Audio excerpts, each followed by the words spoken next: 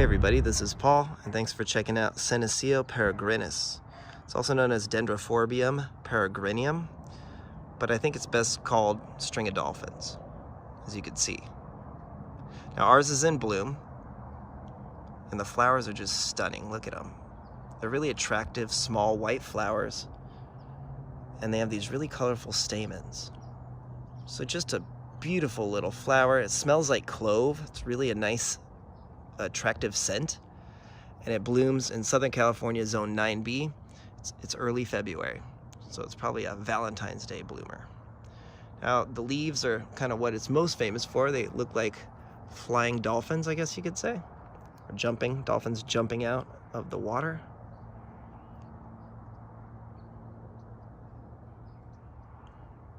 So just a beautiful plant. You can take these from cuttings easily. You just want to let them dry out, and then don't overwater them. And be careful how you can get them to root. I've seen people root them in water, by the way. Now for sun, you can see where I actually grow it under this awning, and it gets very, very little direct sunlight. And I like it that way because the leaves will be this beautiful, nice green, and the plant stays healthy in my experience. You can give them more sunlight, they'll turn a bit more of a kind of a rubyish color. You get some kind of reddish purple in them, but you need to be careful because they can burn from too much sunlight, and they're not a very forgiving plant in my experience. So if they get damaged, they're hard to bounce back. Now they will get 4 feet in length in time. You can see this one, I haven't had it very long, but it will, and I will transplant it to a bigger hanging pot, by the way. But for now, I'm just gonna leave it alone while it's in bloom. You can see it has a lot more blooms developing. And this plant's hardy to about 30 degrees. So what I recommend for watering is I wait until it actually starts to have some shrivel up. So let me see if I can find some, because I thought I needed to water this pretty soon. All right, here, this is what it should look like. And this is kind of indicates it's time for me to give this some water. So they're just starting to shrivel up. I haven't watered it for about 8 days, so I think it's time. Now the new growth is especially really beautiful. Look at this. It's kind of my favorite thing about the plant. I just really like the new growth. It's very interesting to me. And I guess all aspects of this plant. It's one of my favorites. It's been on my wish list for a few years, and now I have it in bloom. So there you go. Give us a like and a subscribe, and hopefully you can get yourself one of these beautiful string of dolphin plants, and then you can smell these lovely flowers. And let me know what you think. Do they smell like cloves? Because that's exactly what I think of when I smell them. Good morning, this is Paul, and thanks for checking out my silver dollar plant, which is better known as Xerocesios denguii. Now it's a more rare type of succulent. It's a very different structure. It's native to Madagascar, and what you can see here is first, it's in the cucumber family, and you can see here at the base of it, at the stem, it will kind of thicken up, which is pretty unique, and also the structure, very different compared to other succulents. That's why I like it. Now, you can see why they call it the silver dollar plant. It's usually grown as a house plant, but you could grow it outdoors like I do in Zone 9B, Southern California, inland a bit. But this is why people like it, is its foliage. It's really stunning. It's kind of will change colors a bit. It will go kind of from green to blue, kind of grayish a little bit. I really like it a lot. Silvery may be a better word. And here's some younger leaves.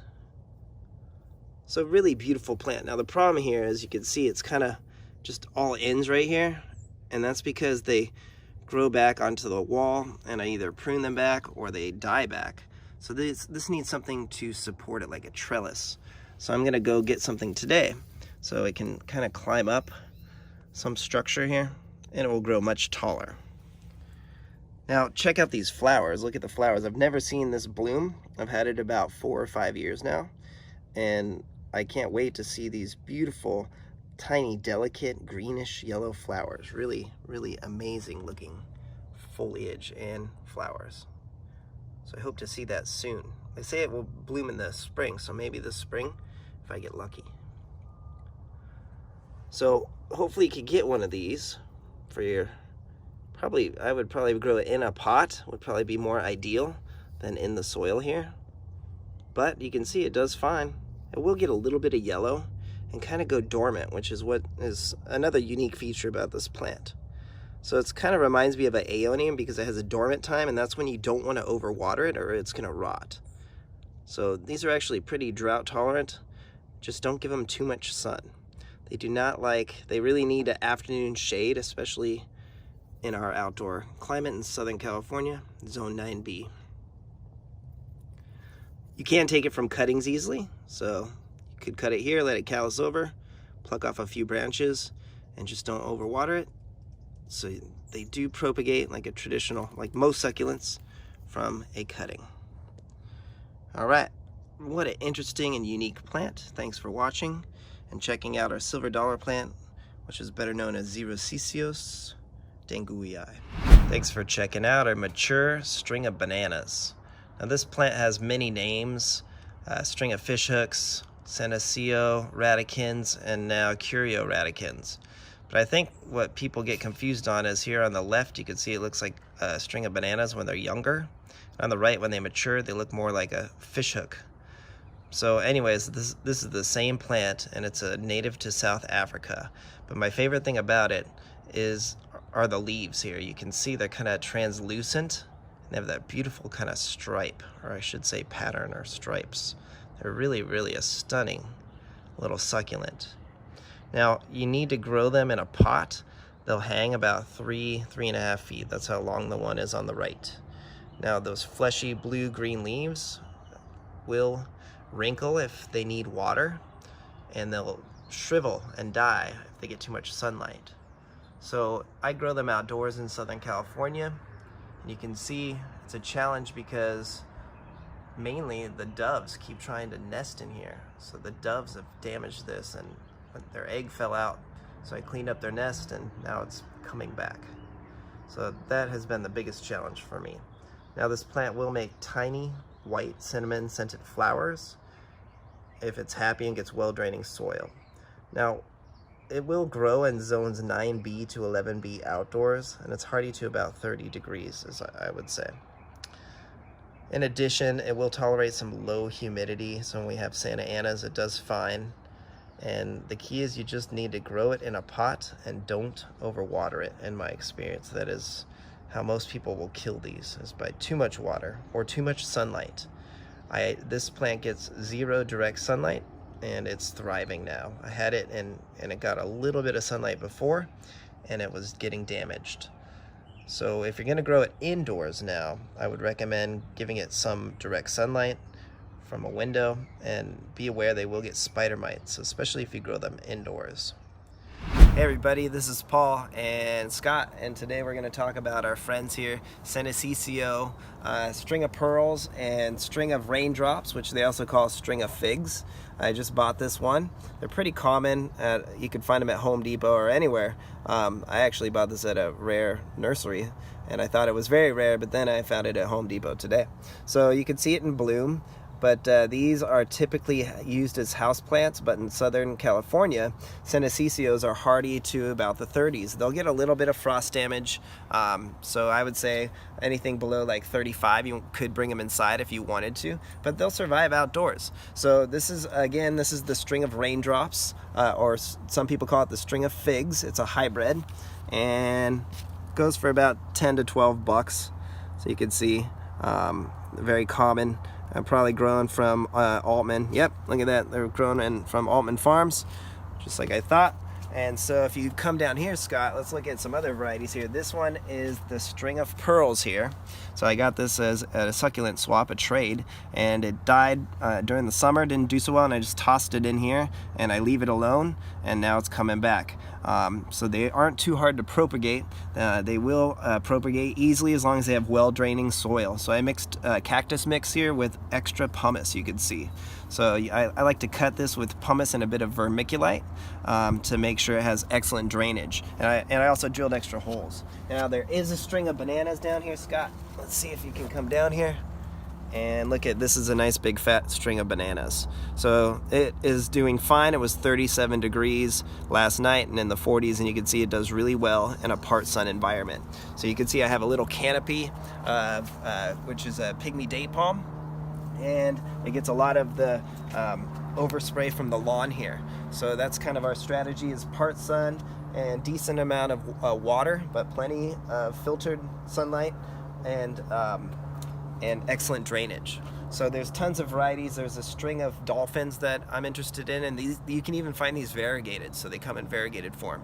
So look up Senecio and all these different varieties, and they're typically used as houseplants that hang. So they will drape down and get a lot of blooms, and they are easy to propagate, but also easy to kill.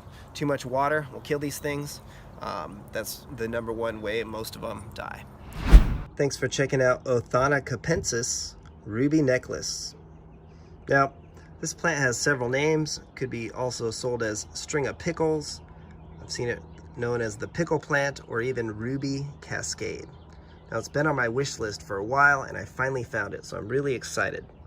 Now, the thing I like about this plant the most are going to be these flowers here. You can see they're amazing little daisy-like flowers that are a really stunning shade of yellow.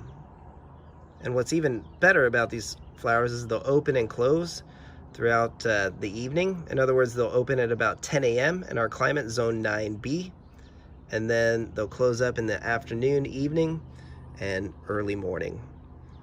So they'll be open and closed a few days before they kind of dry up, and they're just really beautiful. And another benefit about this plant is that it will bloom year-round in our climate if it's happy. So you'll get these blooms off and on throughout the year, which will really bring some nice color to your garden. Now the foliage, you can see the cultivar called it ruby necklace that I bought it from, and you can see why they call it that. Uh-oh, this piece broke off. I'll propagate that. I'm gonna let it dry out, and then I will lay it down on top of the soil and definitely not try to overwater it. So look at that, I have a new cutting already. But anyways, the foliage, you can see it's a really beautiful color of shade of almost purplish black if it's given the right amount of sun stress or sunlight. Now, if you don't give this plant enough sunlight, it's going to be mainly just that green color you see there. It'll be a solid green throughout the whole plant. If it's just right, if you give it filtered sunlight, especially morning sunlight, in my experience, it's going to look like this. And that's what you want for it to be really beautiful and happy, in my opinion. This plant will grow about 1 to 2 feet long in time. So you can see I'm already going to need to repot this in the next month or two. I want to give this a nice, happy pot with more space. So again, give this early morning or filtered sunlight, in my experience, and make sure that the potting soil you use provides plenty of aeration. I use perlite, cocoa, the chunky cocoa coir. I really like that. Vermiculite. And I like Fox Farms soil, like Happy Frog or Ocean Forest. And if I cut it with enough perlite, this plant will just thrive like my other string of succulents that I don't have to fertilize them for the first year or so. It's really great growing media, in my opinion. So anyways, watch for rot with this plant. You need that really good aeration, and let the soil kind of dry out in between waterings. If you water it too much, this plant will definitely rot. It's a bit more sensitive than other succulents, so be careful. Now, in addition, I like to bring this inside my garage if it's going to be below the mid-30s. They say it's hardy to about 30 degrees, but it's rather frost sensitive in my experience. Most of these string of succulents are. So there you go. Give us a like and a subscribe, and hopefully you can get yourself one of these beautiful, beautiful ruby necklace, also known as Othana capensis. Now, I also believe it's been renamed, but this is what it was sold as to me, so I'm gonna call it that for our channel. Really beautiful flower. All right, have a great day. Thanks for watching. Take care.